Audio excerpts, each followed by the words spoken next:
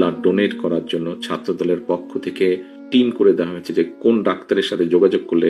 আমরা দেখছি মির্জা ফখরুল ইসলাম আলমগীরও কিন্তু অ্যাম্বুলেন্সটিকে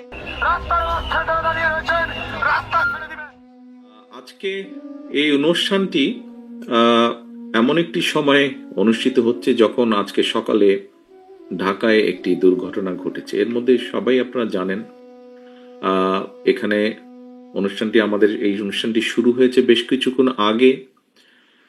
এখানে বিভিন্ন ব্যক্তি যারা বিগত 17 বছর ধরে বিভিন্ন নির্যাতিত হয়েছেন, বিভিন্ন পেশাজীবী মানুষ, তাদের পরিবারের সদস্যরা তাদের অত্যাচারের বিভিন্ন বর্ণনা এখানে তুলে ধরেছেন। কিন্তু একই সাথে আজকে একটি দুর্ঘটনা ঘটে যাওয়াতে আমরা হয়তো অনুষ্ঠানটি একটু ছোট করে এনেছি।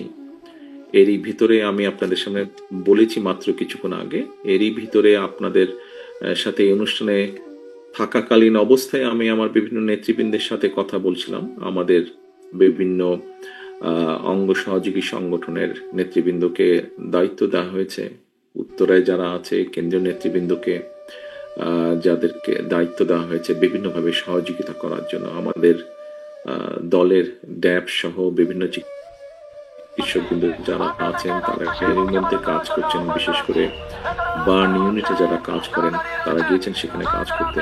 আমাদের অঙ্গ সহযোগী সংগঠনের নেতা কর্মীদেরকে নির্দেশনা দেওয়া হয়েছে।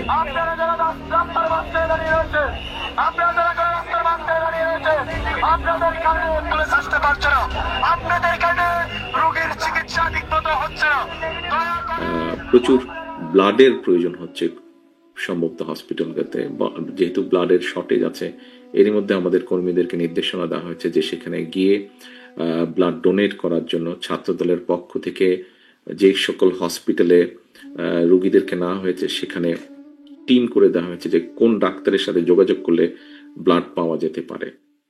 আমরা আমাদের একটি রাজনৈতিক দল হিসেবে আমাদের অবস্থান থেকে আমরা চেষ্টা করছি। কিন্তু এই যে আমরা দেখছি মির্জা ফখরুল ইসলাম আলমগীরও কিন্তু এই যে অ্যাম্বুলেন্সটি আসলে অ্যাম্বুলেন্সটিকে তিনি জায়গা করে দিচ্ছেন এবং সবাই খুব নির্বিঘ্নে এই অ্যাম্বুলেন্সটি ভেতরে প্রবেশ করতে পারে।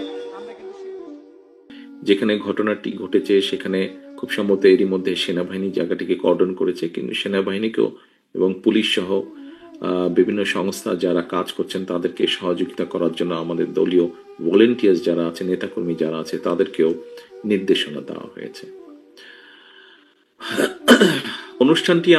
আজকের এই অনুষ্ঠানটি পেশাজীবী পরিষদ কর্তৃক আয়োজিত আজকের এই অনুষ্ঠানটি আমরা একটি মানসিক প্রস্তুতি নিয়ে করেছিলাম আমরা।